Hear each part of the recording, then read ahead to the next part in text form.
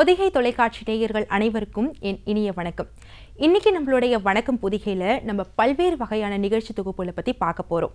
அந்த நிகழ்ச்சி தொகுப்புல யாரு வரப்போறாங்க, எதை பத்தி பேச போறோம் அப்படிங்கிறத வாங்க பார்க்கலாம்.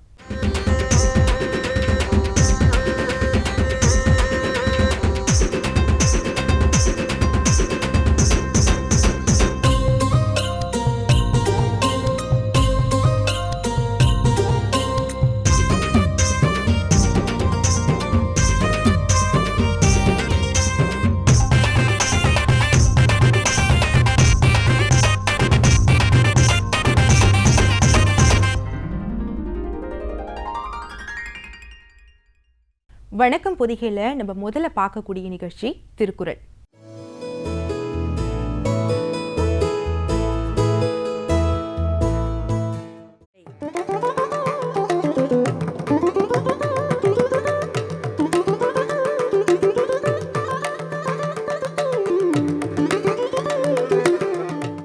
அதிகாரம் விருந்தோம்பல்.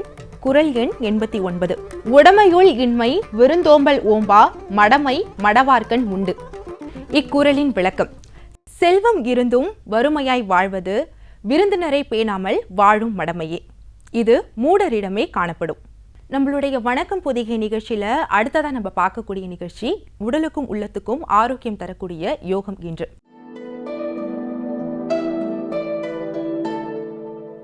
யோகம் இன்றுல நம்ம இன்னைக்கு எந்த யோகாவை பத்தி பார்க்க போறோம் அப்படின்னு பாத்தீங்கன்னா புஜங்காசனம். இதை நம்மளுக்கு சொல்லிக் கொடுக்க வராரு யோக பயிற்சியாளர் ஜி சவுந்தரராஜன். இதை நம்மளுக்கு விரிவா செய்து காட்ட வராங்க பி சுகந்தி.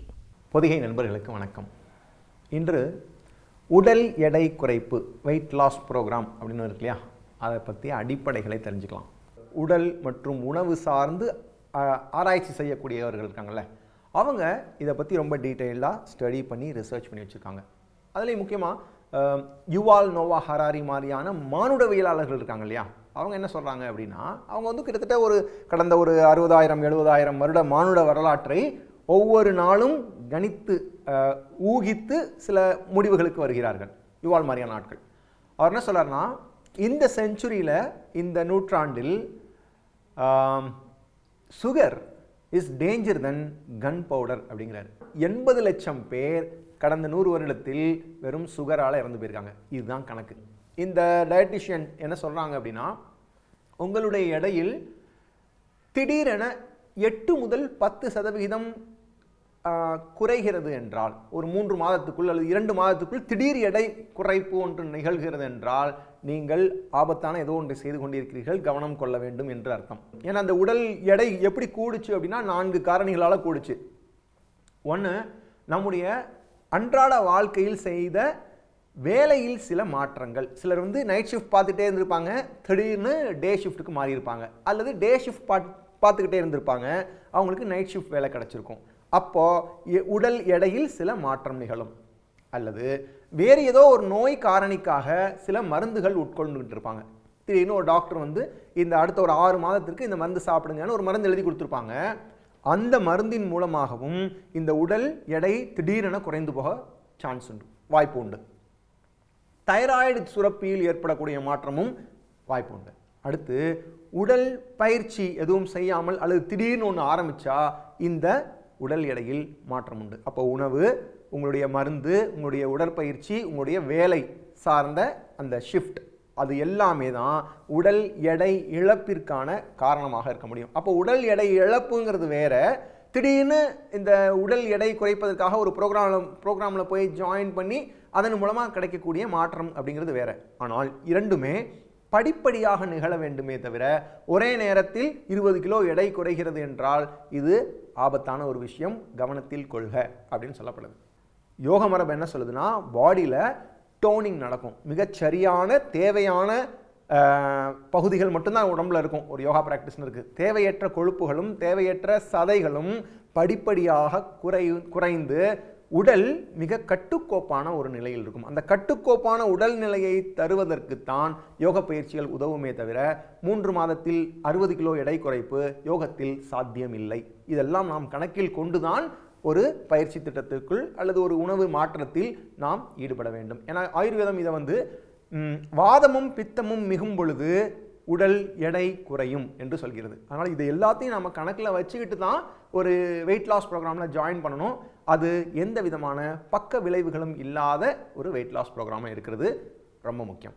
சரி, இன்னைக்கு நாம் ஒரு பயிற்சி பார்க்க போகிறோம். இதுக்கு புஜங்காசனம் என்று பெயர். புஜங்கம் என்றால் ஒன்று கோப்ரா, நாகம் அப்படின்னு ஒரு அர்த்தம். அப்புறம் புஜம்னு ஒரு அர்த்தமும் இருக்குது. கைகளால் உடலை சப்போர்ட் பண்ணி, கைகளால் உடலை நல்ல ஒரு திடகாத்திரமாக கைகளை ஊன்றி எழக்கூடிய ஒரு பயிற்சியாகத்தான் இந்த பயிற்சி முன்வைக்கப்படுகிறது. புஜங்க ஆசனம் என்று பெயர். இந்த பயிற்சிக்கு முதலில் நீங்கள் வஜ்ராசனம் நிலையிலிருந்து படிப்படியாக குப்புறப்படுத்த நிலைக்கு வரவும். உங்களுக்கு எது வசதியோ அப்படி. சிலருக்கு வஜ்ராசனம் உட்காரவே முடியாதவங்க நேரடியாகவே குப்புறப்படுத்திக்கலாம். கை நல்லா முன்னாடி நீட்டிக்கலாம். முன்னாடி நீட்டிட்டு அதுக்கப்புறம் கைகளை பின்னாடி கொண்டு போகலாம். இந்த நிலைக்கு பெயர் அட்வாசனம், ரிவர்ஸ் போஸ் என்று பெயர். ஆனால் இந்த பயிற்சிக்கு பேர் நம்ம புஜங்காசனம்னு பார்த்துருக்கோம். அந்த பயிற்சி தான் நம்ம பார்க்க போகிறோம். இது ஆரம்ப நிலை, அட்வாசனத்தில் தொடங்க வேண்டும். அப்போ கைகள் இரண்டையும் உங்களுடைய தோள்பட்டை அல்லது நெஞ்சு பகுதிக்கு அருகில் உங்களுடைய உள்ளங்கைகள் முழுவதும் தரையாக இருக்குமாறு வைத்துக்கொள்ளவும். ஏன்னா உங்களுடைய உடல் எடை இப்பொழுது உள்ளங்கைகளின் வழியாக தரையில் பதிய போகிறது. இதுதான் பயிற்சி. அதனால கைகள் தரையில் இருக்கட்டும். உங்களுடைய நெற்றி அல்லது தாடை பகுதி தரையில் இருக்கட்டும். இப்போ மூச்சு உள்ளே வரும் பொழுது மெதுவாக தலை, கழுத்து, நெஞ்சு பகுதி வரைக்கும் மேலே தூக்கலாம். இது இன்ஹேல் அப். எக்ஸேல் மெதுவாக கீழ் நோக்கி வந்து உங்களுடைய நெற்றி அல்லது தாடை பகுதியை தரையாக வைத்துக்கொள்ளலாம். இது ஒரு ரவுண்டு. இது ஒரு அடிப்படையான பயிற்சி தான். இதை நீங்கள் மெதுவாக இன்ஹேல் பண்ணிவிட்டு பாடியை மேலே லிஃப்ட் பண்ணதுக்கப்புறம் இந்த இறுதி நிலையில் ஒன்று சீலிங், வானத்தை பார்க்கலாம். இல்லை கண்ணு மூடி பண்ணால் இன்னும் எங்களுக்கு சுகமாக இருக்குது அப்படின்னா கண்கள் மூடி ஐப்ரோ சென்டர், புருவ மத்திய கவனிக்கலாம். இறுதி நிலையில் எவ்வளவு நேரம் இருக்கலாம் அப்படின்னா முதல்ல 3 மூச்சு. ஒரு வாரத்துக்கு 3 மூச்சு மட்டும் கவனிங்க. 3 முறை இன்ஹேல் எக்ஸேல் இந்த ஃபைனல் பொசிஷனில் பண்ணிக்கோங்க. ஒரு வாரம் கழிச்சு என்ன ஆகிடும், உங்களுடைய லோவர் பேக் அப்படியே சுகமாக அவ்வளோ ஒரு இலகுவாக மாறிவிடும். அப்போது 3 மூச்சை நீங்கள் 5 மூச்சாக மாற்றிக்கொள்ளலாம். அப்போது இந்த இறுதி நிலையை அடைந்த பின் இன்ஹேல் எக்ஸேல் 1, இன்ஹேல் எக்ஸேல் 2, இப்படி 5 முறை மனதளவிலே உங்களுடைய மூச்சை எண்ணிக்கொள்ளவும். இன்னொரு 3 மாதம் கழித்து நல்ல ஒரு அட்வான்ஸ் லெவல் ப்ராக்டிஸ்னர் ஆகிட்டீங்க. இந்த பயிற்சியின் மூலமாக உண்மையிலே உங்களுக்கு ஒரு பலன் கிடைக்கிது, லோவர் பேக்கெல்லாம் நாள் முழுவதும் இலகுவாக இருக்கிறது அப்படின்னு நீங்கள் ஃபீல் பண்ணினா அதிகபட்சமே இறுதி நிலையில் 7 மூச்சுக்கு மேல் இருக்க வேண்டாம். அவ்வளோதான் கெப்பாசிட்டி. அவ்வளோதான் பண்ணவும் செய்யணும். அதுக்கு மேலே பண்ணவும் வேண்டாம். இந்த புஜங்காசனம் பயிற்சி இதுவரை நாம் பார்த்த அத்தனை ஃபார்வர்ட் பெண்டிங், முன்னோக்கி குனிந்த அத்தனை பயிற்சிக்கும் இது கவுண்டர் போஸ். அந்த வகையில் இந்த பயிற்சிக்கு பெயர் புஜங்க ஆசனம் என்று பெயர். புஜங்காசனம் முடித்த பின் மறுபடியும் நீங்கள் இலகுவாக ஒரு வஜ்ராசன நிலையில் அமர்ந்து கண்களை மூடி முதுகு பகுதியையும் வயிற்று பகுதியையும் கவனிக்கலாம். மீண்டும் ஒரு பயிற்சியுடன் நாளை காலை சந்திப்போம். நன்றி, வணக்கம்.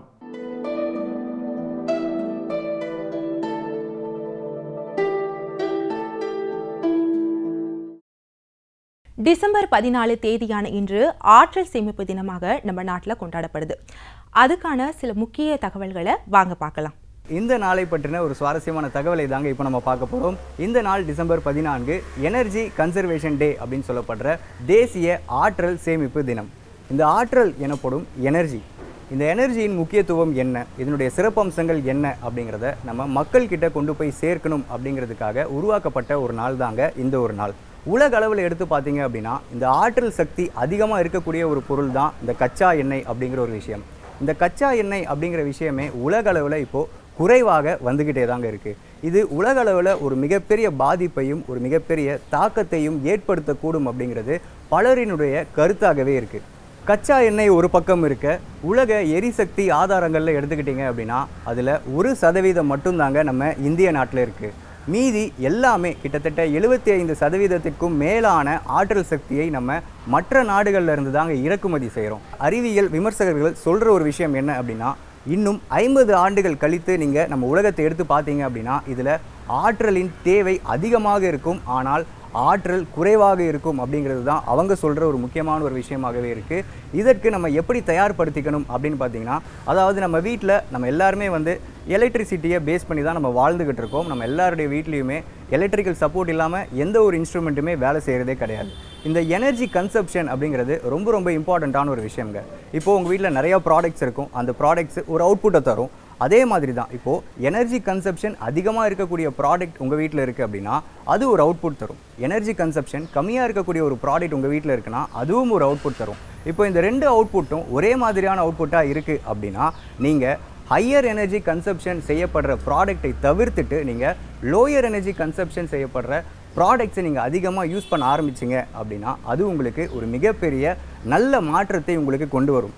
முன்னாடிலாம் பார்த்தீங்கன்னா நம்ம ஹாலஜன் லேம்ப்ஸ் யூஸ் பண்ணிகிட்டு இருந்தோம், அதுக்கப்புறம் டங்ஸ்டன் லேம்ப்ஸ் வந்தது, அப்புறம் டியூப் லைட்ஸ் அதிகமாக யூஸ் பண்ணோம். இப்போ பார்த்தீங்கன்னா எல்லார் வீட்லேயுமே மேக்ஸிமம் யூஸ் பண்ணுற லைட்ஸ் பார்த்தீங்கன்னா எல்இடி லைட்ஸ் தான்.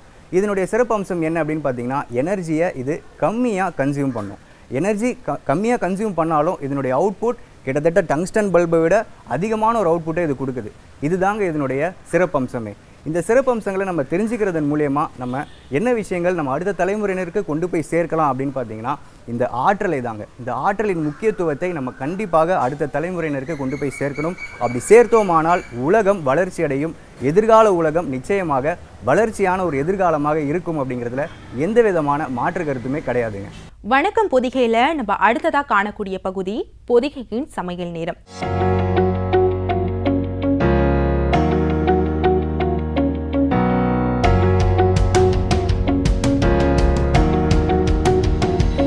பொதிகையின் சமையல் நேரத்தில் இன்னைக்கு நம்ம பார்க்கக்கூடிய உணவு என்ன அப்படின்னு பார்த்தீங்கன்னா எல்லாருக்கும் பிடிச்ச மக்காச்சோள வடை.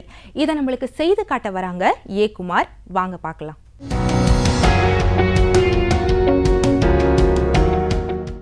என்ன செய்ய போறீங்க சார்? இப்போ நான் இன்னைக்கு வந்து மக்காச்சோள வடையும் அதுக்கு தேவையான பொருட்கள் பார்த்தீங்கன்னாக்கா மக்காச்சோளம் வந்து கொரகொரப்பாக அரைச்சி எடுத்து வச்சுக்கிட்டோம் இது மாதிரி. ஓகேங்களா? அடுத்தது கடலை மாவு, கொரிண்டர் லீவ்ஸ், இது வெங்காயம், கருவேப்பிலை, பச்சை மிளகா, பூண்டு, உப்பு, பொரிக்கிறதுக்கு தேவையான அளவு எண்ணெய். இந்த மக்காச்சோள கொரகொரப்பாக அரைச்சதை எடுத்து இதில் போட்டுக்கணும் ஃபஸ்ட்டு.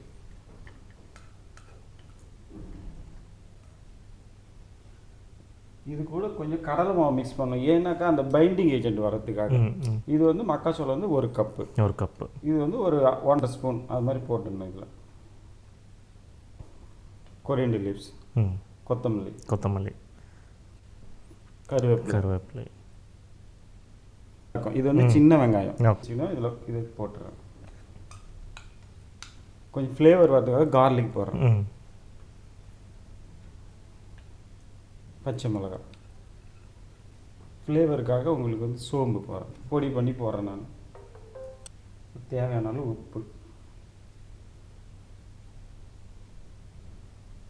இப்போ வந்து நான் மிக்ஸ் பண்ணுறேன். Okay sir.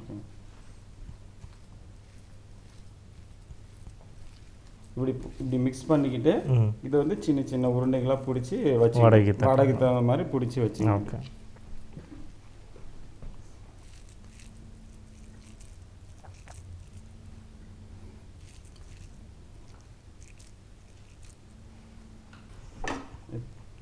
பாடு பார்த்து வச்சுக்கிட்டு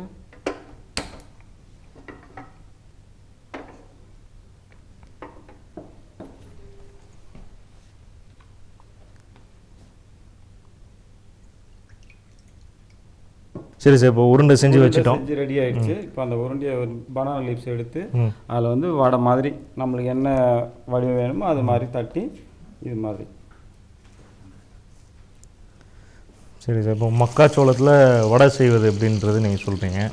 இது மக்காச்சோளம் வந்து உடம்புக்கு ஏதாவது ஹெல்த் கொடுக்குற நல்ல ஒரு ஹெல்த் ப்ராசஸ் கொடுக்குற அளவுக்கு மக்காச்சோளத்தில் வந்து அதிகமாக ஃபைபர் கண்டென்ட் இருக்குது சார். அதனால் வந்து சுகர் பேஷண்ட்டு எடுத்துக்கலாம். அதனால் ஒரு ப்ராப்ளம் வராது. இந்த ப்ரெஷர் அது மாதிரி இருக்கிறவங்க கூட இதை சாப்பிடலாம். இது எல்லா வயது சுகர் பேஷண்ட் எடுக்கிறவங்களுக்கு எப்படி அது கம்மியாகுமா இல்லை அதிகமாக சுகர் வராத அளவுக்கு தடுக்கும்? வராது. இதில் தடுக்கும். ஃபைபர் கண்டென்ட் ஃபுட்டு தான் வந்து எல்லாருமே ரெக்வைப் எடுக்க சொல்கிறாங்க. அதனால் நம்ம ஃபைபர் கண்டென்ட் இருக்கிறதுனால அதனால தான் இது நான் உங்களுக்கு காமிக்கிறேன். சரி. மக்காச்சோளத்தில் வந்து உங்களுக்கு அதிகமாக ஃபைபர் இருக்குது.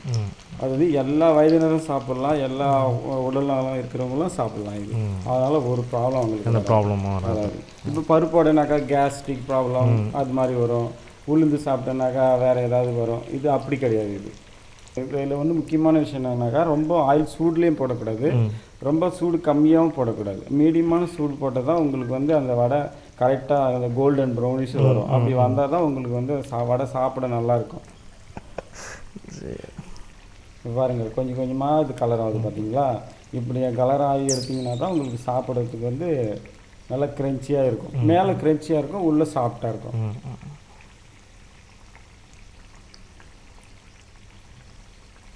இப்போ ஆல்மோஸ்ட் நம்மளுக்கு வடை ரெடி ஆகுது. இதை எடுத்துட வேண்டியது தான்.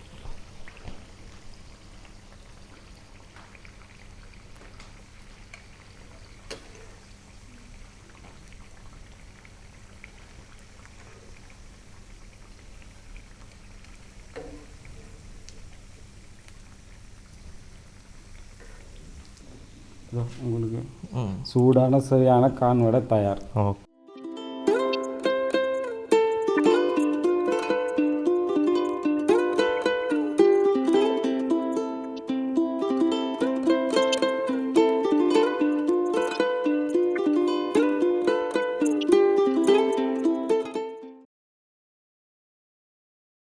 வணக்கம் பொதிகை நிகழ்ச்சியில நம்ம அடுத்ததா பார்க்கக்கூடிய பகுதி இல்லத்தின் செல்வங்கள்.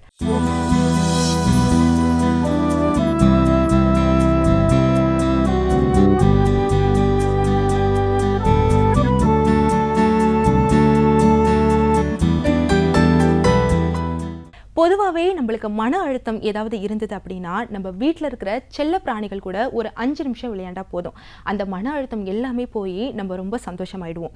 அப்படிப்பட்ட செல்ல பிராணிகளுடைய வளர்ப்பு பற்றி தான் நம்மளுக்கு விரிவாக சொல்ல வராங்க டாக்டர் விஜயபாரதி அவர்கள். வாங்க பார்க்கலாம்.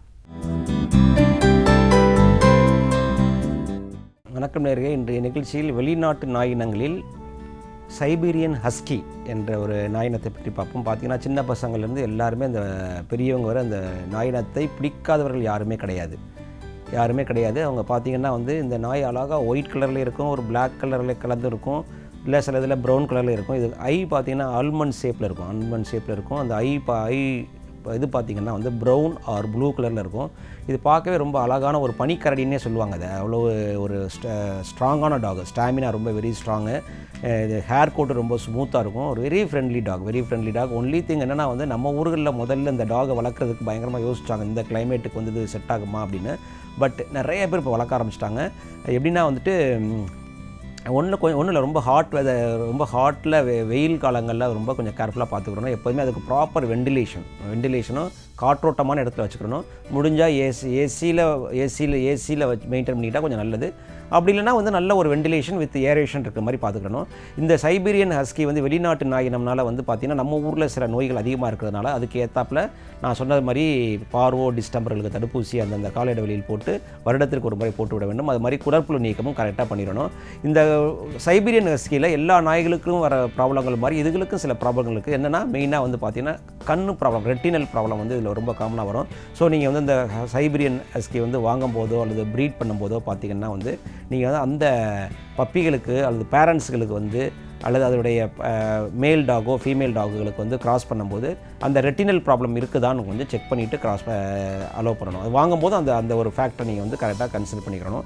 மற்றபடி ஸ்கின் ப்ராப்ளங்கிறது வந்து மித்த டாகிலிருந்து வாக்கிங் பண்ணும்போது அது மாதிரி வந்தால் தான் உண்டு. அந்த மாதிரி பார்த்திங்கன்னா வந்து கண்ணுக்கு தெரியாத பேரசைட் மைட் இன்ஃபெக்ஷனால் வரக்கூடிய வாய்ப்புகள் உண்டு. மேஞ்சுன்னு சொல்லுவோம், இல்லை டெமடக்ஸ்ன்னு சொல்லுவோம். அந்த மாதிரி இதுகளுக்கு வந்து பார்த்திங்கன்னா நம்ம டெஸ்ட் பண்ணிவிட்டு பாசிட்டிவாக இருந்ததுன்னா வந்து அதுக்குரிய ட்ரீட்மெண்ட் எடுத்து நம்ம சரி பண்ணிக்கலாம். இப்போ இந்த மாதிரி டாகுகளை நல்லா முடி வந்து ரொம்ப ஷார்ப்டாக இருக்கிறதுனால வந்து இந்த மாதிரி டாகுகளை வந்து பார்த்திங்கன்னா அதுக்குன்னே சில அந்த ஹேர் கோட்டு, மீடியம் ஹேர் கோட்டு, லாங் ஹேர் கோட்டு மாதிரி மீடியம் ஹேர் கோட் உள்ள டாகுகளுக்குன்னே ஷாம்புகள் இருக்குது. அந்த ஷாம்புகளை வச்சு நம்ம ஒரு 10 நாளைக்கு ஒரு முறை வந்து நீங்கள் பாத் பண்ணிங்கன்னா அதனுடைய ஹேர் கோட்டை வந்து நல்லா மெயின்டைன் பண்ணிக்கலாம். சப்போஸ் இதுகளுக்கு இந்த ஃபங்கஸ் இன்ஃபெக்ஷன் அது மாதிரி வந்ததுன்னா அதுக்கேற்றாப்பில் ஆன்டி ஃபங்கல் ஷாம்பு இல்லை வந்து ஒரு மெடிக்கேட்டட் ஷாம்பு பண்ணி இந்த நாய் இனங்களை வந்து அருமையாக நம்ம பாதுகாத்துக்கொள்ளலாம். என்ன இந்த டாக் இனங்கள் வந்து வெளிநாட்டு இனங்களாக இருக்கிறதுனால வந்து சாதாரண மனிதர்களால் வாங்க முடியவில்லை. ஏன்னா அதனுடைய விலை அதிகமாக இருக்கிறதுனால வந்துட்டு நிறைய பேர் வந்து இது வாங்க முடியாமல் போகுது. பட் ரீசெண்டாக பார்த்தீங்கன்னா அதனுடைய ரேட் இப்போ நிறைய பேர் வச்சுருக்கிறதுனால ரேட்டும் கொஞ்சம் கொஞ்சமாக குறைஞ்சிக்கிட்டு வருது. ஒன்லி திங் வந்து ஒன்ஸ் இதை வாங்கிட்டிங்கன்னா கொஞ்சம் ஹாட் பிளேஸ் இல்லாமல் கொஞ்சம் கூலான பிளேஸில் வச்சு பராமரித்து கொள்ளுங்கள். வணக்கம் பொதிகையில் நம்ம அடுத்ததா பார்க்கக்கூடிய நிகழ்ச்சி நம் விருந்தினர்.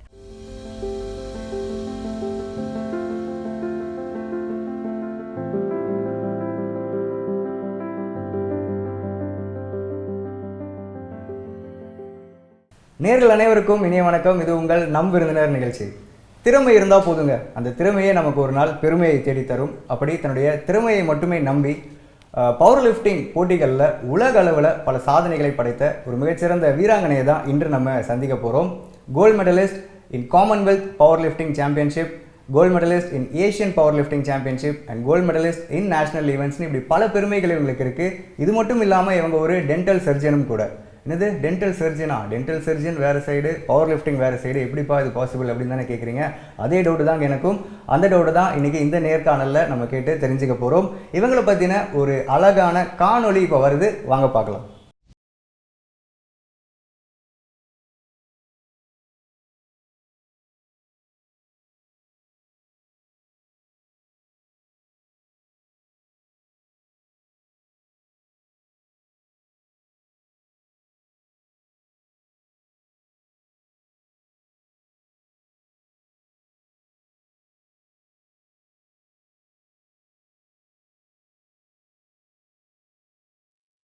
வணக்கம். வணக்கம். நம்ம நிகழ்ச்சிக்கு வந்ததற்கு மிக்க நன்றி. பவர் லிஃப்டிங் அப்படிங்கிறது ஒரு யூனிக்கான ஒரு ஸ்போர்ட் அப்படின்னே சொல்லலாம். பரிச்சயமானது கிடையாது, யாருக்குமே ரொம்ப ஈஸியாலாம் அது தெரிய வராது. அப்படி இருக்கும்போது இந்த பவர் லிஃப்டிங் அப்படிங்கிற இந்த ஒரு ஸ்போர்ட்டில் மிகப்பெரிய சாதனைகளை நீங்கள் வந்து படைச்சிருக்கீங்க. இந்த பவர் லிஃப்டிங் பற்றின ஐடியாஸ் உங்களுக்கு எங்கேருந்து கிடைச்சிது? இதனுடைய தொடக்கம் பற்றி கொஞ்சம் சொல்லுங்கள். இப்போ பார்த்தீங்கன்னா எனக்கும் ஃபஸ்ட்டு பவர் லிஃப்டிங்னா அந்த மாதிரி ஒரு கேம் இருக்குன்ட்டு எனக்கு தெரியாது.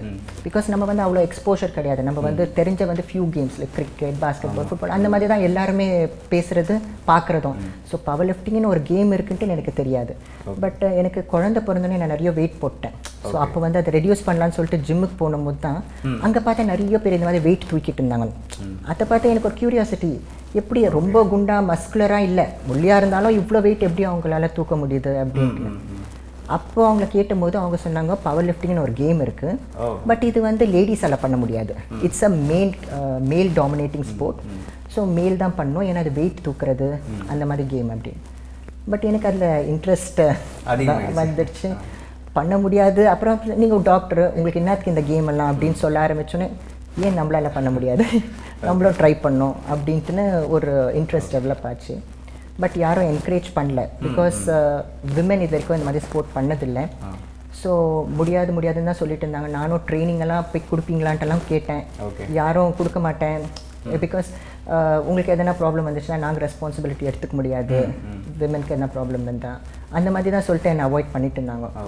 பட் லேட்டர் நான் முடிவு பண்ணிட்டேன், நான் பண்ணி தான் ஆகணும். So I was very strong. நான் போய் சொல்லிட்டு நான் பண்ணியே ஆவேன் அப்படின்ட்டுன்னு அவங்ககிட்ட கிளியராக சொல்லிட்டேன். நான் ஆணு பெண்ணுன்னு உங்களுக்கு தெரியும், நான் அந்த ராடுக்கு தெரிய போகிறதில்ல. உங்களுக்கு எப்படி 100 கிலோ தூக்குனா 200 கிலோ தூக்குனா உங்களுக்கு எவ்வளோ வலி இருக்குது, அதே வலி தான் எனக்கும் இருக்க போகுது. உங்களால் பண்ண முடிஞ்ச போது என்னால் ஏன் பண்ண முடியாது அப்படின்னு சொல்லி தான் நான் இந்த கேமில் என்டர் ஆனேன். ஓகே மேம், நீங்கள் சொல்லியிருந்தீங்க இப்போ ஜிம் போய் ஸ்டார்ட் பண்ணதுக்கப்புறம் தான் உங்களுக்கு பவர் லிஃப்டிங் கேம் பற்றி தெரிய வந்தது அப்படின்னு. இப்போ நீங்கள் ஸ்டார்டிங் ஸ்டேஜஸில் எந்த மாதிரியான ஸ்ட்ரகிள்ஸ்லாம் நீங்கள் ஃபேஸ் பண்ணீங்க? ஏன்னா இது வந்து ஒரு ஸ்போர்ட், இது வந்து நம்ம ஒரு ப்ரொஃபஷனாக எடுத்துக்கணும் அப்படின்னா அதுக்கு வந்து ஸ்ட்ரகிள்ஸ் அதிகமாகவே இருக்கும். எந்த மாதிரியான ஸ்ட்ரகிள்ஸ்லாம் நீங்கள் ஏர்லியர் ஸ்டேஜஸில் ஃபேஸ் பண்ணீங்க? இனிஷியலாக பார்த்தீங்கன்னா எனக்கு இந்த கேம் பற்றி ஒன்றும் தெரியாததுனால எனக்கு வந்து இது கற்றுக் கொடுக்குறதுக்கு வந்து யாரும் நிறைய பேர் முன்னே வரல. ஸோ நானே இந்த யூடியூப் எல்லாம் படித்து அது பற்றியெல்லாம் நானே படிக்க ஆரம்பித்து இந்த கேம் பற்றி கற்றுக்க ஆரம்பித்தேன். ப்ளஸ் நான் வந்து டாக்டர், எங்கள் ஃபேமிலியில் எல்லாமே டாக்டர்ஸ். ஸோ இந்த கேம் பற்றியும் ஸ்போர்ட்ஸ் ஓரியன்டாக யாரும் இல்லாததுனால எனக்கு எந்த ஒரு ஸ்போர்ட்ஸ் பேக்ரவுண்ட் சப்போர்ட்டும் இல்லை. ஸோ எல்லாமே நானே ஒரு ஸ்க்ராட்ச்லேருந்து ஸ்டார்ட் பண்ணதுனால it was very difficult. But நான் பண்ணணும் அப்படின்னு முடிவு பண்ணிட்டதுனால எந்த ஒரு ஸ்ட்ரகிள் வந்தாலும் எந்த ஒரு பேரியர் வந்தாலும் அதை நான் ஓவர் கம் பண்ணி தான் இவ்வளோ தூரம் நான் வந்திருக்கேன். டெஃபினட்டாக என் ஜேர்னி வந்து ஈஸி கிடையாது. நான் நிறைய கஷ்டப்பட்டிருக்கேன். நிறைய பேர் என்னை வந்து ஸ்டாப் பண்ண பார்த்தாங்க கேம் பண்ணக்கூடாது அப்படின்ட்டுன்னு. ஏன்னா ஒரு ஸ்டேஜ்க்கு அப்புறம் நம்மளுக்கு சக்ஸஸ் வர ஆரம்பிச்சிட்ட அப்புறமா நம்மளுக்கு வந்து நிறைய பேர் வந்து எப்படி நம்மளை ஸ்டாப் பண்ணணும், அவங்கள எப்படி மேலே போக விடாத பார்க்கணுன்னு தான் பார்த்தாங்க. பட் அதெல்லாம் நான் ஓவர் கம் பண்ணி இவ்வளோ தூரம் நான் வந்தது வந்து நான் என் ஓன் ஹார்ட் ஒர்க் அண்ட் டெடிகேஷன்னால தான். மேம், நீங்கள் சொல்லியிருந்தீங்க ஆஃப்டர் ஒரு செகண்ட் கிட் தான் நீங்கள் வந்து ஜிம் போய் ஸ்டார்ட் பண்ணியிருக்கேன் அப்படின்னு. அப்போது நீங்கள் ஜிம் போய் ஸ்டார்ட் பண்ணும்போது நிறைய ஸ்ட்ரகிள்ஸ் பற்றியும் நீங்கள் கன்வே பண்ணியிருந்தீங்க. இந்த மாதிரியான ஜிம் ஆக்டிவிட்டீஸ் அண்ட் பவர் லிஃப்டிங்கில் உங்களுடைய கெரியர் இன்க்ரீஸ் ஆகணும் அப்படின்னு நிறையா கான்சென்ட்ரேட் பண்ணி ஒர்க் பண்ணியிருப்பீங்க. இந்த மாதிரியான விஷயங்கள் பார்க்கும்போது உங்கள் ஃபேமிலி எந்த அளவுக்கு ரியாக்ட் பண்ணாங்க, எவ்வளோ சப்போர்ட்டிவாக இருந்தாங்க உங்களுக்கு? பார்த்தீங்கன்னா எனக்கு வந்து ஃபேமிலி சைட்லேருந்து எப்போவுமே டோட்டல் சப்போர்ட் இருந்துச்சு. நான் வந்து ஃபஸ்ட்டு ஆனால் என்னென்னா நான் வந்து எதுவுமே கண்டினியூஸாக பண்ணதில்லை. நான் ஃபஸ்ட்டு ஜூம்பா கிளாஸ் சேர்ந்தேன், அது ஒரு 15 நாள் போனேன், அதுக்கப்புறம் நின்றுட்டேன். அதுக்கப்புறமா பெயிண்டிங் போகணுன்னு நினச்சி போனேன், அது ஒரு மாதம் பண்ணிட்டு நின்றுட்டேன். ஸோ நான் பவர் லிஃப்டிங் செய்யணும்னு நினச்சும் போது எங்கள் வீட்டில் என்ன நினச்சாங்கன்னா, ஏதோ ஒரு 10 நாள் பண்ண போகிறேன் அப்புறம் நின்றுட போகிறான்னு சொல்லிட்டு ஓகே ஆனாங்க. அதுக்கப்புறமா நான் ஸ்லோவாக இந்த இன்ட்ரெஸ்ட் காட்ட ஆரம்பித்து சீரியஸாக ஆக ஆரம்பித்தோன்னே தான் அவங்க என்ன ஃபஸ்ட்டு யாரும் என்னை ஸ்டாப் பண்ணல, பட் அவங்களுக்குள்ள ஒரு பயம். ஏன்னா ஒரு வெயிட் தூக்குறதுனால ஒரு எலும்பு உடஞ்சிச்சுன்னா இல்லை முதுகில் எதனா ப்ராப்ளம் ஆச்சுன்னா அப்புறம் பெட் ரிடன் ஆகிட்டின்னா அப்புறமா ஃபேமிலியை யார் பார்க்குறது, அந்த மாதிரியெல்லாம் தான் பயந்தாங்க. பட் லேட்டாக அவங்களுக்கு எப்போ தெரிய வந்துச்சு, ஐ எக்ஸ்பிளைன் டு தெம், இந்த மாதிரி ஒரு எந்த கேம் பண்ணாலும் அதுக்குன்னு ஒரு ப்ராப்பர் காஸ்டியூம் இருக்கும், ஒரு பெல்ட் இருக்கும், அதுக்குன்னு ரிஸ்பேண்ட் இருக்கும், ப்ராப்பர் காஸ்டியூம் ஷூஸ் எல்லாம் போட்டு பண்ணால் இந்த மாதிரியெல்லாம் வராதுன்னு தெரிஞ்சோன்னே டோட்டல் 100% சப்போர்ட் கொடுக்க ஆரம்பிச்சிட்டாங்க. இனிஷியலாக எல்லாருமே பயப்படுற மாதிரி தான் எங்கள் வீட்லேயும் பயந்தாங்க, பட் சொல்கிற மாதிரினா 100% சப்போர்ட் எங்கள் சைட்லேருந்து எப்போவுமே. மேம், நீங்கள் ஒரு பவர் லிஃப்டிங் சாம்பியன், உங்கள் வீட்டிலே வந்து உங்கள் சன் தானிஷ்க்கு இருக்கார், அவர் வந்து கிக் பாக்ஸிங் சாம்பியன். ஸோ அவருக்கு கிக் பாக்ஸிங் மேலே எப்படி இன்ட்ரெஸ்ட் வந்தது? ஸோ நீங்கள் ஏதாவது ஐடியாஸ்லாம் கொடுப்பீங்களா அவருடைய ஸ்போர்ட்ஸ்க்கு? ஏதாவது உங்களுடைய சஜஷன்ஸ்லாம் கொடுத்தது உண்டா? நாங்கள் 2 பேரும் 2 டிஃப்ரெண்ட் ஸ்போர்ட்ஸ். எந்த பவர் லிஃப்டிங், அவன் வந்து கிக் பாக்ஸிங். ஆக்சுவலாக அவனுக்கு பவர் லிஃப்டிங் பண்ணணுன்னு எனக்கு ஆசை தான். பிகாஸ் ஒரு ஸ்போர்ட் பண்ணும்போது ஒரு பேக்ரவுண்டு ஸ்போர்ட்ஸ் பர்சன் சப்போர்ட் இருந்தால் நல்லா ஃப்ளரிஷ் ஆக முடியும். பட் அவன் வந்து என்னாட்டம் கம்ப்ளீட்டாக டிஃப்ரெண்ட்டாக ஃப்ரம் த ஸ்க்ராச் ஸ்டார்ட் பண்ணான். எனக்கு கிக் பாக்ஸிங் பற்றி சுத்தமாக இனிஷியலாக ஒன்றும் தெரியாது, பட் இப்போ நிறைய தெரியும், ஏன்னா அவனால் தான் எனக்கு. அவன் வந்து சொன்ன மாதிரி அவனுக்கு இந்த மாதிரி இந்த ஃபைட்டு இந்த கிக் இதெல்லாம் பிடிக்கிறதுனால அவன் கிக் பாக்ஸிங்குள்ளே என்டர் ஆனான். அப்புறமா ஸ்லோவாக மெடல் பண்ண ஆரம்பித்தான். அப்புறமா நேஷ்னலில் மெடல் பண்ணான். அப்புறம் இன்டர்நேஷ்னலில் அவனுக்கு சான்ஸ் கிடச்சிச்சு. வேர்ல்டு கிக் பாக்ஸிங் சாம்பியன்ஷிப்பில் போயிட்டு பிரான்ஸ் மெடல் வின் பண்ணான். நம்ம தமிழ்நாடுல ஃபர்ஸ்ட் பிரான்ஸ் மெடலிஸ்ட்டுன்னு பேரும் வாங்கினான். பேசிக்கலாக நீங்கள் வந்து ஒரு டாக்டர் ஃபேமிலி அப்படின்னே சொல்லலாம். ஸோ டாக்டர் ஃபேமிலியிலேருந்து வந்து ஒரு டென்டல் சர்ஜனாக நீங்கள் வந்து மாறி இருக்கீங்க. அப்படி இருக்கும்போது சின்ன வயசில் நிறையா ஸ்டடீஸ்க்கு கண்டிப்பாக இம்பார்ட்டன்ஸ் கொடுத்துருப்பாங்க உங்கள் ஃபேமிலியில். உங்களுடைய அந்த ஸ்கூல் அண்ட் காலேஜ் டேஸ் பற்றி கொஞ்சம் சொல்லுங்கள். எனக்கு வந்து ஸ்கூல் டேஸில் வந்து நான் வந்து பேட்மிண்டன் ரொம்ப ஆடுவேன். நான் வந்து ஸ்டேட் பேட்மிண்டன் சாம்பியனாக இருந்திருந்தேன். பட் எங்கள் வீட்டில் எப்படின்னா, எல்லாரும் வீட்டில் நினைக்கிற மாதிரி தான் எங்கள் வீட்டில் நினச்சாங்க, ஸ்போர்ட்ஸ்னால நம்மளுக்கு ஃப்யூச்சர் கிடையாது. ஸோ ஒரு இன்ஜினியரோ ஒரு டாக்டரோ இருந்தால் தான் நம்மளுக்கு ஃப்யூச்சர் நல்லாயிருக்கும், ஒரு நல்ல இடத்துல மாப்பிள்ளை கிடைப்பாங்க, அந்த மாதிரி மென்டாலிட்டி தான் எங்கள். அண்ட் ப்ளஸ் என்னென்னா, நான் பேட்மிண்டன் ஆடும்போது சின்ன ஷார்ட்ஸ் போட வேண்டியதாக இருக்கும். எங்கள் வீட்டில் அதெல்லாம் அப்ஜெக்ட் பண்ணாங்க, அதெல்லாம் போட்டு பண்ணக்கூடாதுன்னு. ஸோ அதனால் அந்த கேம் அங்கேயே நான் ஸ்டாப் பண்ணிவிட்டு as usual I went in to my dental studies. நம்மளுடைய சைல்டுஹுட் டேஸில் வந்து நிறையா ட்ரீம் இருக்கும். நம்ம வந்து ஃப்யூச்சரில் இந்த மாதிரியான ப்ரொஃபஷனுக்குள்ளே போகணும் அப்படிங்கிற ஆசை கனவு எல்லாமே அங்கேருந்து தான் ஆரம்பிக்கும். அப்படி உங்களுடைய சின்ன வயசில் என்ன கோல் நீங்கள் வச்சுருந்தீங்க, அதை இப்போது சக்ஸஸ்ஃபுல்லாக நீங்கள் கம்ப்ளீட் பண்ணிட்டீங்கன்னு நினைக்கிறீங்களா? சின்ன வயசில் பார்த்திங்கன்னா எனக்கு ஸ்போர்ட்ஸ்னால் ரொம்ப இன்ட்ரெஸ்ட். அப்பயே நான் வந்து ஒரு பேட்மிண்டன் பிளேயராக தான் இருந்தேன், ஸ்டேட் சாம்பியனாக இருந்தேன். பட் நேஷ்னல்ஸ்க்கெல்லாம் போகணுன்னா அப்போ வந்து ஸ்மால் ஸ்கர்ட் போட்டு தான் கேம் ஆடணும்னு சொல்லும்போது எங்கள் வீட்டில் வந்து ரொம்ப கன்சர்வேட்டிவ் ஃபேமிலி. ஸோ அவங்களாம் அலோவ் பண்ணல. ஸோ அந்த கேம் ஸ்டாப் பண்ண வேண்டியதாகிடுச்சு நடுவில். அண்ட் ப்ளஸ் ஒரு டாக்டரு இன்ஜினியர் படித்தா தான் வீட்டில் ஒரு நல்ல ஒரு பொண்ணுக்கு நல்ல பையன் கிடைக்கும், அந்த மாதிரியெல்லாம் ஒரு மைண்டு இருந்ததுனால என்னை டாக்டர் படிக்க வச்சாங்க. அண்ட் ப்ளஸ் அப்போவே எனக்கு ஒரு ஆசை, நான் ஸ்போர்ட்ஸில் போகணும், இந்தியாவை ரெப்ரசென்ட் பண்ணணும். எனி ஸ்போர்ட்ஸ் பிளேயர், நானுன்ட்டில் ஸ்போர்ட்ஸ் பண்ணுறவங்க எல்லாருக்கும் அந்த ஆசை இருக்கும், நம்ம வந்து நம்ம கண்ட்ரியை ரெப்ரசென்ட் பண்ணணுன்ட்டுன்னு. பட் எனக்கு என்ன பெருமைனா, என் ஆசை வந்து நான் கல்யாணம் ஆகி குழந்தை பிறந்தப்புறம் நான் வந்து இந்தியாவை ரெப்ரசென்ட் பண்ணி பேர் கொண்டாந்தது வந்து எனக்கு ரொம்ப பெருமையான விஷயம். மேம், உங்கள் லைஃப் பார்த்தீங்கன்னா ஒரு மெல்லிசான கோட்டுக்கு இந்த பக்கம் போனால் பவர் லிஃப்டிங் சாம்பியன், இந்த பக்கம் வந்தால் டென்டல் சர்ஜன், இப்படி அழகாகவே பேலன்ஸ் பண்ணிகிட்ருக்கீங்க உங்கள் லைஃப்பை. ஒரு கோல் வச்சு நம்ம அதை சக்ஸஸ்ஃபுல்லாக நம்மளுடைய லைஃப்பில் லீட் பண்ணுறதே ரொம்ப கஷ்டமான ஒரு விஷயம். ஆனால் 2 பேஷனை ரொம்பவே சூப்பராக நீங்கள் வந்து ஹேண்டில் பண்ணிகிட்ருக்கீங்க. இது எப்படி பாசிபிளாக மாற்றினீங்க நீங்கள்? டெஃபினட்டாக it is a challenge. But நான் என்ன பிலீவ் பண்ணுறேன்னா, நம்மளால் நம்ம எதனா ஆசைப்பட்டோம்னா நம்ம கண்டிப்பாக அதுக்கோசம் டைம் ஒதுக்குவோம். இப்போ நம்ம ஏதோ ஒரு சினிமாவுக்கு போகிறோம், ஒரு ஃப்ரெண்ட்ஸோட வெளில போகிறோம்னா நம்ம அதுக்குன்னு எப்படி ஒரு வேலையெல்லாம் முடிச்சுட்டு கிடக்கிட்டேன்னு டைம் அலாட் பண்ணுறோம். அந்த மாதிரி தான் நான் என் லைஃப்பில் வந்து பவர் லிஃப்டிங் பண்ணுறதுக்கோசம் மார்னிங் வந்து கிளினிக் போவேன், மத்தியானம் வந்து நான் பவர் லிஃப்டிங் பண்ணுறதுக்கோசம் என் டைம் ஒதுக்கி அங்கே போவேன், ஈவினிங் பசங்க ஸ்கூல்லேருந்து வரதுக்குள்ளே நான் வீட்டுக்கு வந்துடுவேன். ஸோ இந்த மாதிரி நான் டைம் அலாட் பண்ணி டாக்டரும் டென்டல் சர்ஜனாகவும் ப்ராக்டிஸ் பண்ணிட்டு இருந்தேன், ப்ளஸ் பவர் லிஃப்டிங்கும் ஸ்போர்ட்டும் பண்ணிட்டு இருந்தேன். ஸோ அதனால I was able to balance. நம்ம எல்லாராலையும் இந்த மாதிரி மல்டி டாஸ்க் பண்ண முடியும். பட் நம்ம என்ன நினச்சிக்கிறோன்னா, நம்ம கோல் ஒன்றுனா நம்ம அது பக்கமே பார்க்கணும், நம்ம இன்னொரு விஷயத்தில் டைம் அலாட் பண்ண முடியாது, நம்மளுக்கு அந்த டைம் வேஸ்ட்டாக போயிடுது, அது நம்ம வேறு எதுனா யூஸ் பண்ணலாம் அப்படின்னு நினச்சிப்போம். பட் நம்மளுக்கு எதனா ஒரு ஆசை இருந்து அது நம்ம பண்ணணும்னு நம்ம ஆசைப்பட்டோம்னா டெஃபினட்டாக we can do it and I am living example. Ma'am, power லிஃப்டிங்க்கு ரொம்பவே சிமிலராக இருக்கக்கூடிய இன்னொரு ஸ்போர்ட் என்ன அப்படின்னு பார்த்தீங்கன்னா வெயிட் லிஃப்டிங் தான். நிறையா பேருக்கு இந்த ஒரு கன்ஃபியூஷன் இருக்கும். ஸோ வெயிட் லிஃப்டிங்க்கும் பவர் லிஃப்டிங்க்கும் இருக்கக்கூடிய அந்த டிஃப்ரென்ஸ் என்ன அப்படிங்கிறத ஃபஸ்ட்டு சொல்லிவிடுங்க மேம். நிறைய பேர் பார்த்தீங்கன்னா பவர் லிஃப்டிங் வந்து வெயிட் லிஃப்டிங் கூட கன்ஃபியூஸ் பண்ணிப்பாங்க. பட் ஆக்சுவலாக இது டூ டிஃப்ரெண்ட் ஸ்போர்ட்ஸ். வெயிட் லிஃப்டிங்கில் வந்து வெயிட்டை வந்து தலைக்கு மேலே தூக்குவாங்க. பவர் லிஃப்டிங்கில் வந்து நாங்கள் தலைக்கு மேலே வெயிட் தூக்க மாட்டோம். அப்புறம் பார்த்தீங்கன்னா வெயிட் லிஃப்டிங்கில் வந்து 2 ஈவெண்ட் தான் இருக்கும், snatch and clean and jerk. But power லிஃப்டிங்கில் பார்த்தீங்கன்னா 3 ஈவெண்ட்டு.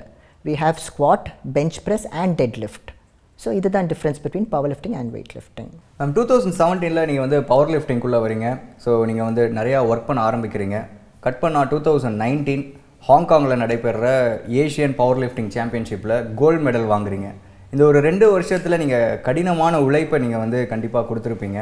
அந்த ஹார்ட் ஒர்க் பற்றி கொஞ்சம் சொல்லுங்கள். டெஃபினட்டாக நம்ம எதனா ஒன்று அச்சீவ் பண்ணணும்னு நினச்சா லாட் ஆஃப் சாக்ரிஃபைசஸ் பண்ணணும். ஏன்னா நம்மளுக்கு வந்து ஒரு நம்ம ஆசைப்பட்டது கிடைக்கணும்னா நம்ம அதுக்கோசரம் அதுக்கு எஃபெக்ட் டெஃபினட்டாக போடணும். அந்த மாதிரி தான் என் ஜேர்னி வந்து நான் சொன்ன மாதிரி இட் வாஸ் நாட் ஈஸி. எனக்கு சப்போர்ட் இல்லை. நான் வந்து நானே கஷ்டப்பட்டு மேலே வந்தேன். நான் வந்து ஃபஸ்ட்டு எனக்கு வந்து every day I use to work out all 7 days. ரெஸ்ட்டே கிடையாது, எல்லா நாளும் ஒர்க் அவுட் பண்ணுவேன். அண்ட் ப்ளஸ் டயட்டும் ரொம்ப கான்சன்ட்ரேட் பண்ணிவிட்டு பேலன்ஸ்டு ஃபுட்டாக எடுத்துக்கணும். அந்த மாதிரியும் என் டயட்டும் நான் கம்ப்ளீட்டாக சேஞ்ச் பண்ணேன். ஜங்க் ஃபுட்ஸ் டோட்டலாக ஸ்டாப் பண்ணிட்டேன். எவ்வளோ எக்ஸசைஸ் பண்ணுவோம், ஒரு நாள் அவ்வளோ உடம்பு வலிக்கும், ஏண்டா இந்த கேம் எடுத்தோன்னு தோணும். பட் என்றைக்குமே இந்த கேமை விட்டுடணும்னு தோணுனதே கிடையாது. அப்புறமா இந்த மாதிரி டெஃபினட்டாக lot of stress mental tensions எல்லாம் இருக்கும் போது எனக்கு ஃபேமிலி சப்போர்ட் ரொம்ப பண்ணாங்க. ப்ளஸ் என் பையன் வந்து அதே ஸ்போர்ட்டில் இருக்கிறதுனால அவனுக்கும் இந்த ஸ்போர்ட்டில் இருக்க ட்ராபேக்ஸ் நிறைய தெரியும். ஸோ அவன் வந்து என்னை ரொம்ப மோட்டிவேட் பண்ணுவான். என்றைக்குனா நான் ரொம்ப லோவாக இருக்கனால அவன் என்னை மோட்டிவேட் பண்ணியிருக்கான். பிகாஸ் அவனும் அதே ஃபீல்டில் இருக்கிறதுனால அவனுக்கும் இதில் இருக்க ட்ராபேக்ஸு இதெல்லாம் நல்லா தெரியும். அண்ட் ப்ளஸ் நான் வந்து 2019 வந்து எனக்கு ஹாங்காங்கில் செலெக்ஷன் கிடச்சிச்சு. ஏஷியன் சாம்பியன்ஷிப்பில் பார்ட்டிசிபேட் பண்ணோம். I was the only woman from Tamil Nadu to represent championship. Nobody knew about me. நான் யாரும் தெரியாது, ஏன்னா நான் புதுசு இந்த ஃபீல்டில். அண்ட் நோபடி எக்ஸ்பெக்டட் இவ வந்து மெடல் பண்ணுவான்ட்டு யாரும் எதிர்பார்க்கல. ஸோ பட் நான் மைண்டில் ஃபிக்ஸ் பண்ணிட்டேன், நான் இவ்வளோ ஹார்ட் ஒர்க் பண்ணியிருக்கேன், நிறைய பேர் என்னை மேலே நம்பிக்கை வச்சுருக்காங்க, நான் டெஃபினட்டாக மெடல் வின் பண்ணியே ஆகணும். Without a medal I'm not coming back in. Competition வந்து ரொம்ப டஃப்பாக இருந்துச்சு. Participants from Philippines, Indonesia, Sri. But I gave my best and I won gold for India. அந்த ஸ்டேஜில் நின்று அந்த மெடல் வாங்குகிறோம் பாருங்க, நம்ம நேஷ்னல் ஆந்தம் பாடும் போது எனக்கு உடம்பு ஃபுல்லாக கூஸ் பம்ப்ஸ் வந்துடுச்சு.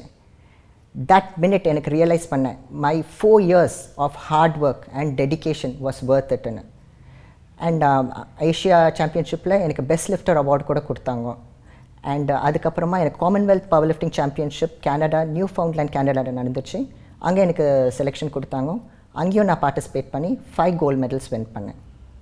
2019 உங்களுக்கு வந்து ஒரு ஸ்பெஷல் இயர் அப்படின்னே சொல்லலாம். ஏன்னா ஏஷியன் சாம்பியன்ஷிப்பில் கோல்டு மெடல், அப்புறம் காமன்வெல்த் சாம்பியன்ஷிப்பில் நீங்கள் சொன்ன மாதிரி 5 கோல்டு மெடல் வாங்கியிருந்தீங்க.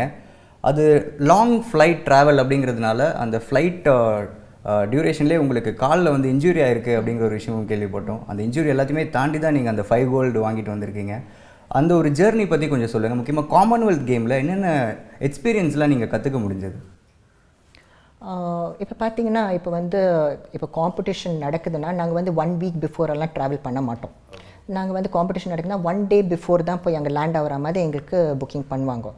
அண்ட் ப்ளஸ் நாங்கள் வந்து இங்கே சென்னை டு பாம்பே போனோம், Bombay to Dubai and Dubai to Canada. So இது வந்து ஒரு 2 days ட்ராவல் இருந்துச்சு. அண்ட் ப்ளஸ் நாங்கள் வந்து உக்காந்துட்டே போனதுனால அந்த சிட்டிங் பொசிஷன்லேயே காலெல்லாம் நல்லா எனக்கு ஸ்வெல்லிங் வந்துடுச்சு. அண்ட் இறங்கின அடுத்த நாள் ஏர்லி மார்னிங் ஃபர்ஸ்ட் காம்படிஷன் என் காம்படிஷனாக இருந்துச்சு. ஸோ நிறைய பேருக்கு ஒரு 2nd day 3rd day அப்படி போட்டுடுவாங்க. ஸோ அவங்களுக்கு அது ரிக்கவரி டைம் கிடச்சிடும். பட் எனக்கு வந்து ஒரு மெயின் ட்ராபேக் ஆகிடுச்சு. ஏன்னா நாங்கள் நைட்டு போய் இறங்கணும், அடுத்த நாள் காத்தால என் காம்படிஷன். ஸோ அந்த ஜேர்னிலேருந்து வந்த அந்த ஸ்வெல்லிங் அதெல்லாம் எனக்கு இறங்கவே இல்லை. ஷூ போட முடியல, எனக்கு அதுதான் மெயின் ப்ராப்ளம் ஆகிடுச்சு. ஏன்னா அந்த ஸ்வெல்லிங்னால எனக்கு ஷூ அந்த கட்ட முடியல, போட முடியல, ரொம்ப பெயின்ஃபுல்லாக இருந்துச்சு. பட் சொன்ன மாதிரி ஒரு இடத்துக்கு போயிட்டோம், ஒன்று அச்சீவ் பண்ணோன்னு நினச்சாச்சு. So all these hurdles cross பண்ணி தான் கண்டிப்பாக அது அவ்வளோ நீங்கள் இன்ஜுரியோட ஃபேஸ் பண்ணி 5 கோல்டு மெடல் வாங்கிட்டு வர்றது சாதாரண ஒரு விஷயம் கிடையாது. பட் அதுக்கு நீங்கள் மென்டலாக எந்த அளவுக்கு நீங்கள் தயார்படுத்திக்கிட்டீங்க? ஒரு கேம்குள்ளே போகிறதுக்கு முன்னாடி நம்மளுக்கு மென்டல் ஸ்ட்ரென்த் ரொம்ப ரொம்ப முக்கியம். அதுவும் பவர் லிஃப்டிங் கேமில் கண்டிப்பாக அது ரொம்ப ரொம்ப முக்கியம். எப்படி நீங்கள் அதை என்கரேஜ் பண்ணிப்பீங்க உங்களையே? இப்போ பார்த்தீங்கன்னா எனக்கு வந்து ஃபியர் இல்லைன்னு சொன்னேன்னா அது ஒரு பெரிய போய். டெஃபினட்டாக எல்லாருக்குமே என்டர் ஆகும்போது ஒரு ஃபியர் இருக்கும். அப்புறமா நம்ம வந்து என்ன நினைப்போமா, நம்ம வந்து அந்த மெடல் வின் பண்ணலன்னா நம்ம பண்ணுவோம், நம்ம சாதிப்போம்னு நினச்சி நம்ம பின்னாடி நிற்கிற ஒரு 10 பேரோ 12 பேரோ நம்ம டிசப்பாயிண்ட் பண்ணக்கூடாதுன்ட்டு அந்த ஃபீலிங்கும் நம்ம மைண்டில் இருக்கும். ஸோ இதெல்லாம் இருக்கும்போது அந்த ஸ்டேஜில் என்டர் ஆகும்போது ஆட்டோமேட்டிக்காக நமக்குள்ளே அந்த ஸ்போர்ட்ஸ்மேன்ஷிப் வந்துடும். We have to give a best. நம்ம இந்தியாவை ரெப்ரசென்ட் பண்ணுறோன்னா நம்ம ஃப்ளாக் மேலே இருக்கணும், எல்லா ஃப்ளாக் மேலே நம்ம ஃப்ளாக் இருக்கணும் அப்படின்னு நம்ம மனசுக்குள்ளே எல்லா பிளேயர் நாட்டில் அந்த இன்டர்நேஷ்னல் பிளாட்ஃபார்மில் கால் வச்சாலுமே நம்ம இந்தியன் ஃப்ளாக் தான் அங்கே தெரியணும் அப்படின்னு நினைப்போம். ஸோ ஆட்டோமேட்டிக்காக அது நமக்குள்ளே சொல்ல வேண்டாம், ஆட்டோமேட்டிக்காக அந்த ஸ்பிரிட் வந்துடும் and we will give our best. Ma'am, ஒரு நேஷனல் சாம்பியன்ஷிப் விளையாடும்போது நம்ம நிறைய விஷயங்கள் பிளான் பண்ணுவோம். பட் ஒரு இன்டர்நேஷ்னல் ஈவெண்ட்குள்ளே போகும்போது நம்ம ஸ்ட்ராட்டஜிக்கலாக நிறைய விஷயங்கள் பிளான் பண்ணி தான் நம்ம உள்ளே இறங்க முடியும். அப்படி வந்து உங்களுக்கு கண்டிப்பாக நிறைய விஷயங்களை உங்களுடைய கோச்சஸ் சொல்லி கொடுத்துருப்பாங்க. ஸோ இந்த டைமில் உங்களுடைய கோச்சஸ் பற்றி கொஞ்சம் சொல்லுங்கள். அவங்க எந்த அளவுக்கு உங்களை கைட் பண்ணியிருக்காங்க? பார்த்திங்கன்னா எந்த இன்டர்நேஷ்னல் சாம்பியன்ஷிப் உள்ள என்டர் ஆகிறதுக்கு முன்னாடி ஃபர்ஸ்ட் நம்ம அப்போனண்ட் எவ்வளோ ஸ்ட்ராங்குன்னு நம்ம ஃபஸ்ட்டு தெரிஞ்சுக்கணும். நம்ம கேட்டகரியில் யார் வந்து ஆட போகிறாங்கோ, அவங்களது கெப்பாசிட்டி எவ்வளோன்ட்டுன்னு நம்ம அதுக்கேற்ற மாதிரி நம்ம டார்கெட் செட் பண்ணிவிட்டு அவங்கள பீட் பண்ணுறதுக்கோசம் தான் நம்ம we should move towards. So டெஃபினட்டாக கோச்சஸ் ஹெல்ப் இல்லாத இதெல்லாம் பண்ண முடியாது. So they will guide us properly and proper techniques and proper அதுக்குன்னு ஏற்ற காஸ்டியூம்ஸ் இருக்குது, அதெல்லாம் போட்டு வி வில் ட்ரெயின் அக்கார்டிங்லி. இப்போ வந்து நான் வந்து மிஸ்டர் மாயா கிருஷ்ணன் சார் கிட்ட தான் கோச்சிங் எடுத்துகிட்டு இருக்கேன். அவர் தான் இப்போ என்னை future Asian championship and world சாம்பியன்ஷிப்க்கு எனக்கு ரெடி பண்ணிகிட்டு இருக்காரு.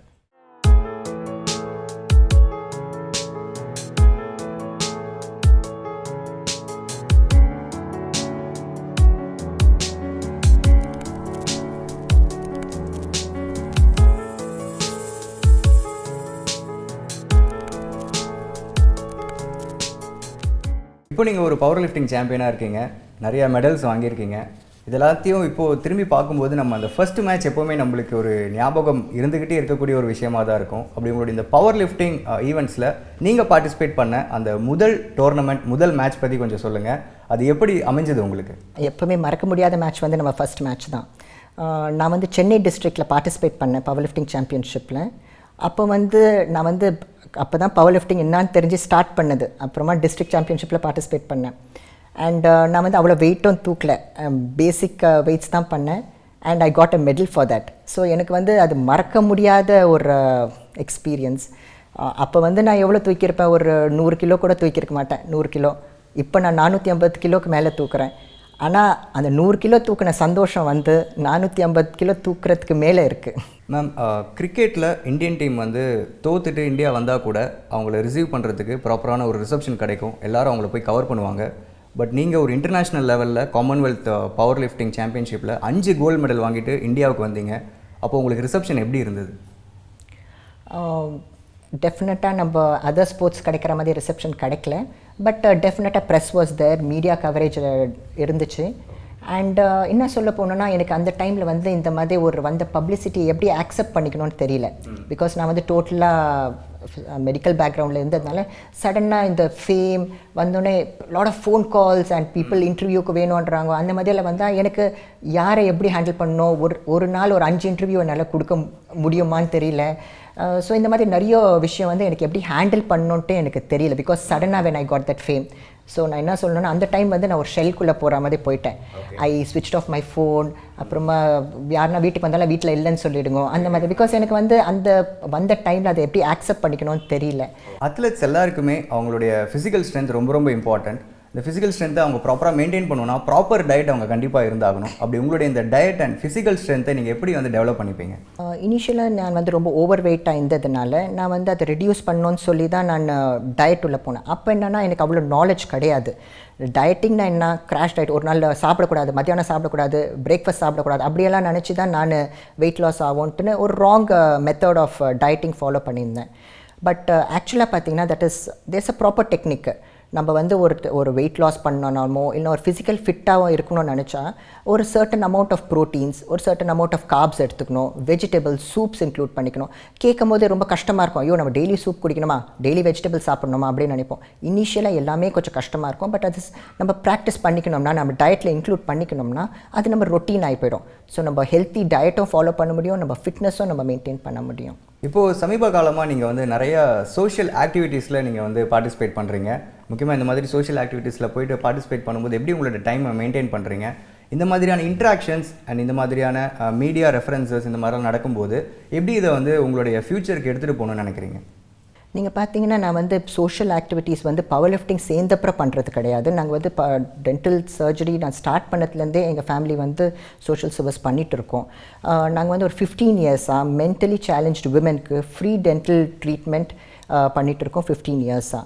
And we are still continuing to do it. And டெஃபினட்டாக இப்போ பவர் லிஃப்டிங் பண்ணதுனால எனக்கு நிறைய ஃபேம் அண்ட் நேம் வந்ததுனால I am using it to develop it further for the betterment of the people.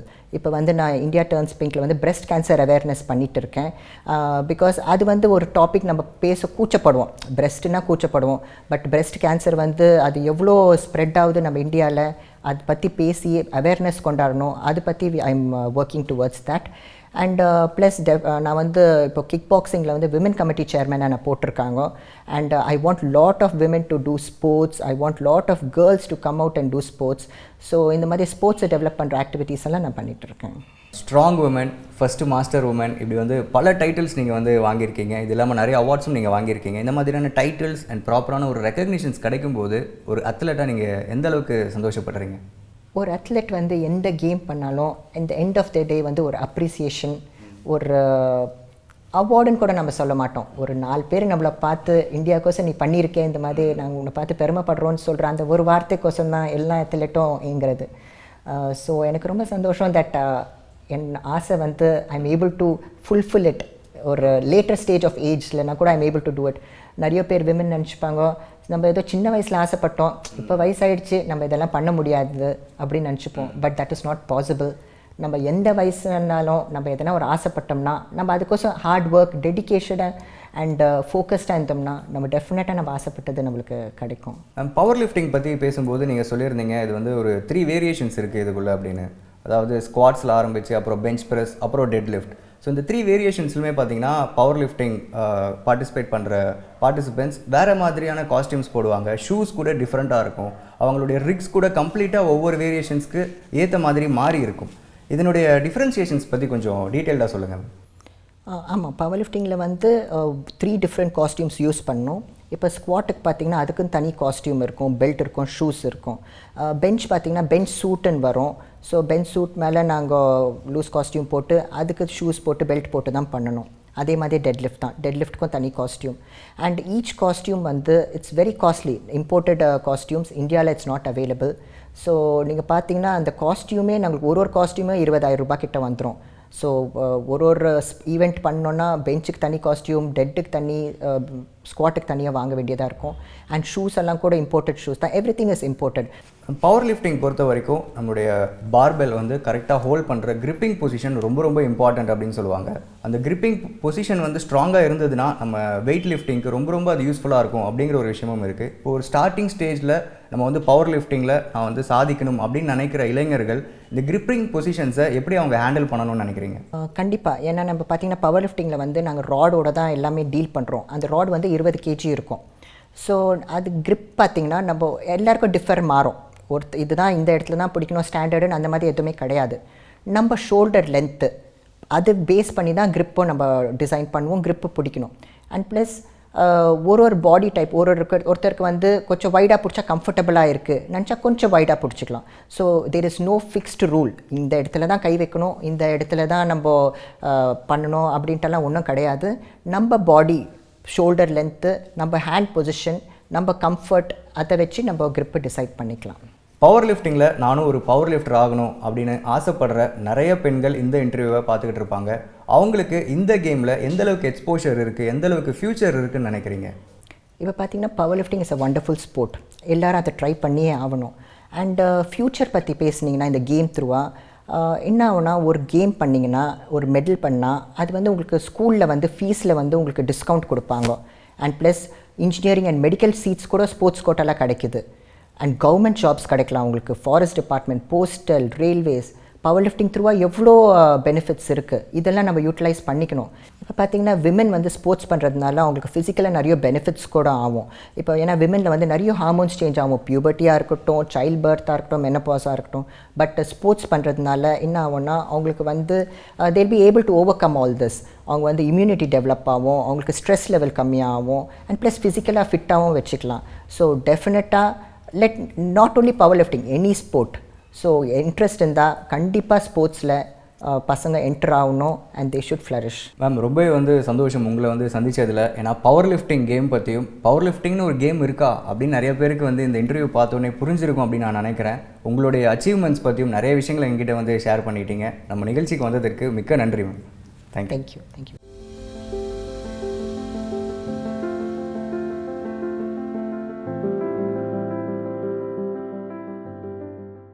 இன்னைக்கு நம்மளுடைய வணக்கம் பொதிகை நிகழ்ச்சியில் பல்வேறுபட்ட நிகழ்ச்சிகளை நீங்கள் பார்த்துருப்பீங்க.